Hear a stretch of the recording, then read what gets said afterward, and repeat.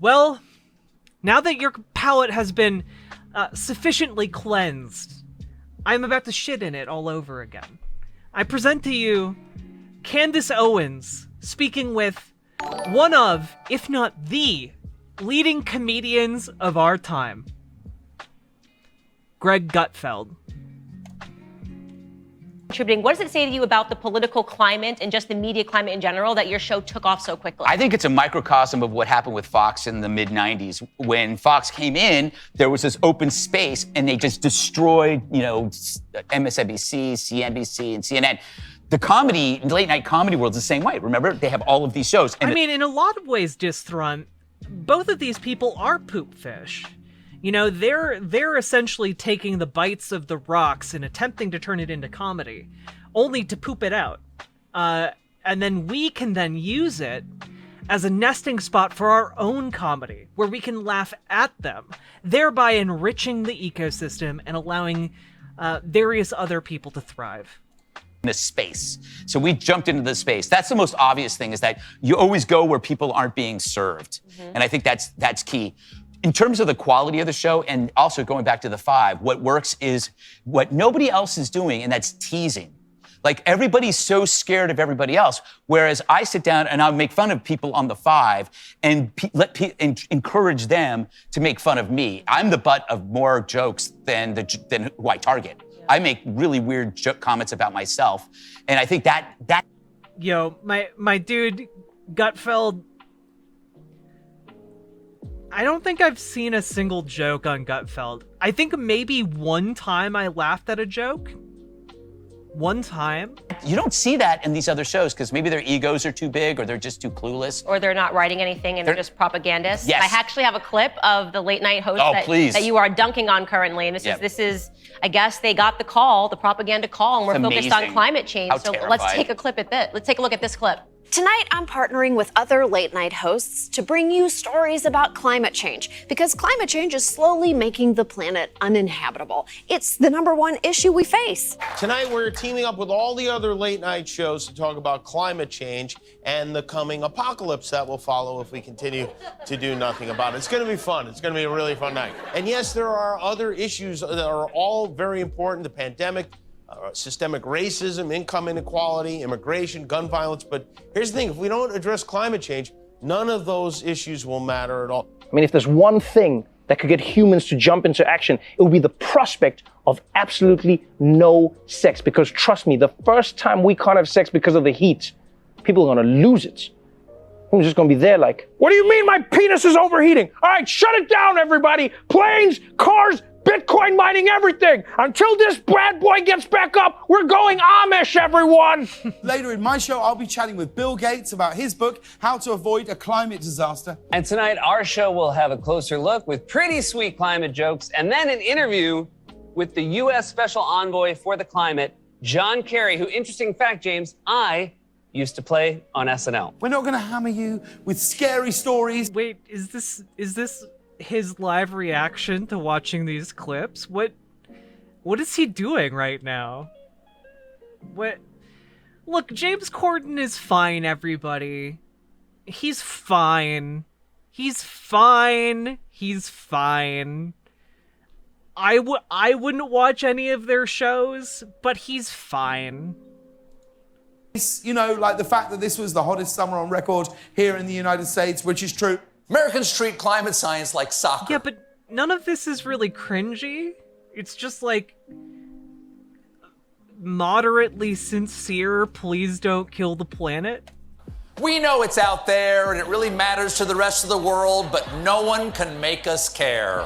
By the way, why is anyone listening to those guys? This is the same group who told you gay marriage was going to destroy the fabric of society and Obamacare would kill your grandmother with the death penalty and COVID would wash away. They're O for everything.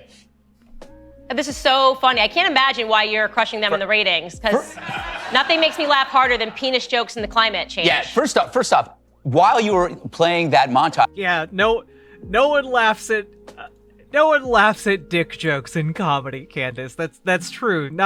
No one's ever laughed at a good dick joke.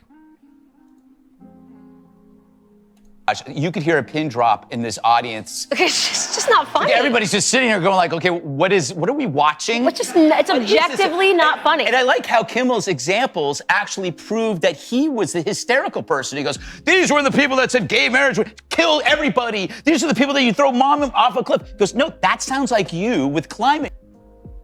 No, he's talking about the political alignment, my dude. Republicans are the ones who said gay marriage would destroy society. And that Obamacare would destroy society. And so when Republicans go, everything's gonna be fine, maybe you should look at their track record and realize that they're wrong about everything. like, the issue isn't like the hyperbole sounds the same. Therefore, everyone who says something along those lines is being inaccurate or facetious. They want to be conservative Jon Stewart. It just doesn't work. Change, you bozo. Yeah, as you said, it's apocalypse. Also, poor Trevor Noah. I mean, nobody's watching his show. So not Why funny. is it when everybody does an American accent, they all go like this? Oh, yeah! It's like when women imitate their boyfriends, they talk. Wait, he's not... I don't think Trevor Noah's doing an American accent. He's just South African. Like this? Yeah. Oh, what? Go watch sports? It's like, but if I tried to do his accent, I'd be gone. Well, whatever writer actually wrote that Trevor Noah joke should be fired. Yes. That's just not funny. And I have a friend who works on that show, and it's like, again, the staffing is incredible. But what you saw there was lockstep. They were interchangeable. You could, if you wouldn't be able to name them if you can't, because they sound exactly the same. And so why do they do that? Well, they were scared if one of them didn't do it. If one of them didn't do it, what would happen to them? They would all exert pressure on them because they all agreed. And also there's something about employment in Hollywood. If he says no, will that hurt his chances hosting something else? Like Kimmel hosts everything, and I guess Trevor Noah hosted the Grammys. So there's their survival is based on them being cheap. Before we continue, let's talk about protect. By the way, just want to point out that after Trevor Noah took over The Daily Show, ratings for the show did dip. It's now one of the most popular comedy shows on Comedy Central. They get 74 million views per month. The idea that his ratings are down is ridiculous. Your retirement. Inflate it today. Happy customer to claim your tax. I'm like, there's no way they think this. Jimmy Kimmel, also the impromptu crying he does in 9 out of 10 monologues. Yeah. It's weird. It makes me uncomfortable. I don't want to see a grown man cry for I know. Forever. I think you've made a few grown men cry. Candace Owens, I don't want to see men cry ever. Do you think that maybe that might be fucking men up? That attitude? Do you think that saying men shouldn't cry in public might be fucking men up?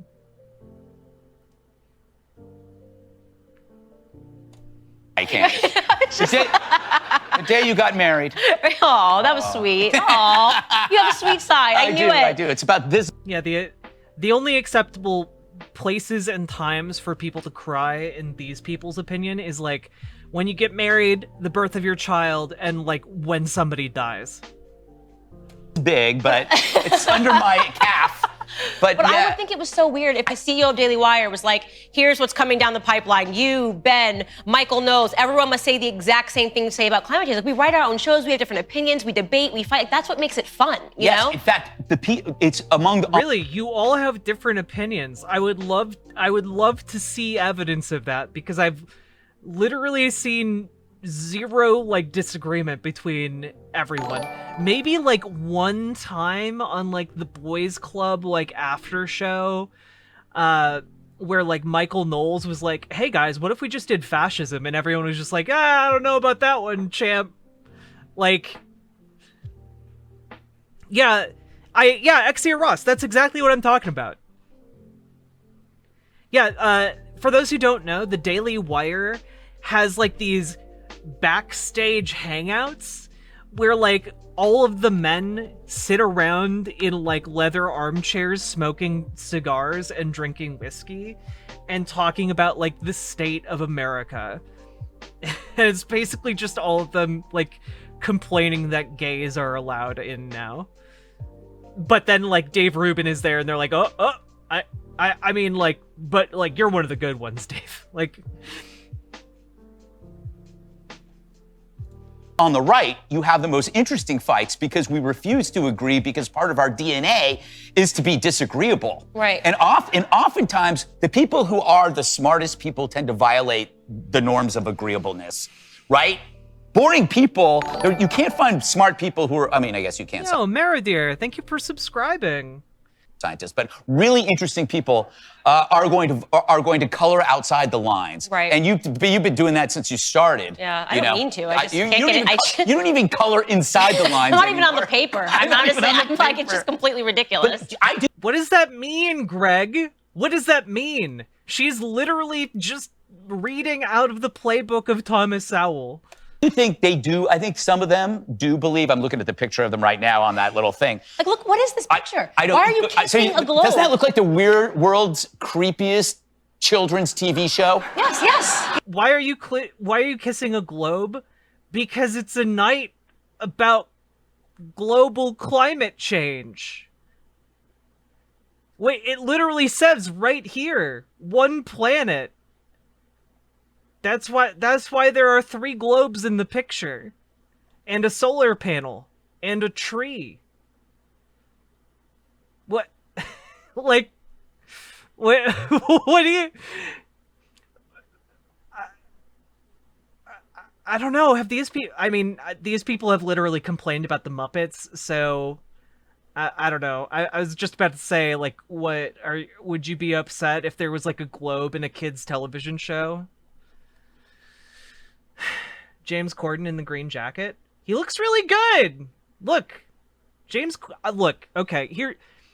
Look, you might all say my taste in men is sus. Out of everyone on that screen, James Corden is the cutest, okay? It's true. It's true. James Corden, out of everyone in this picture, James Corden is the cutest. Yes. It should be called like Sesame. Cool teacher high, right? Yeah. It's a school where all the teachers are really cool, and they all. Wait, is this supposed to be a dig? Is the dig that they all look like cool teachers? Yeah, Trevor Noah is pretty cute. He's just kind of a lib, and he's made some pretty not great jokes in the past. But you know, that's fine. You know, like, this guy, he's pretty cute too. I forget his name. But he also enabled like a rapist, so I'm not super cool about him.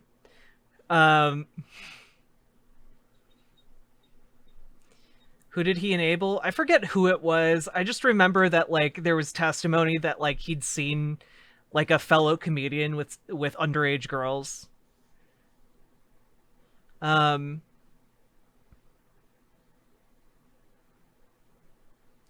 Trevor Noah made jokes about striking union workers who got killed by police, which wasn't great.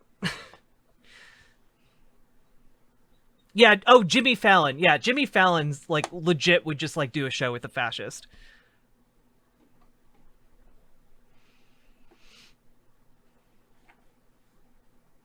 Yeah. But, you know, again, James Corden, probably a lib, but he's also the cutest. All like want to save the planet, and they all have globes. And they're just, it's just, and then they all get arrested for horrible crimes. Right, that's exactly right. Exactly right. Like, I mean, if anybody ever instructed me to kiss a globe, I'd just be like, hey, no, I'm not doing that. Where's that? Wait, Candace, you realize, like, they're not telling you to kiss a globe, right? They're not telling you to go out and kiss globes. That's not the purpose of the program. And if that's what you're taking away from this, you have serious issues with reading comprehension.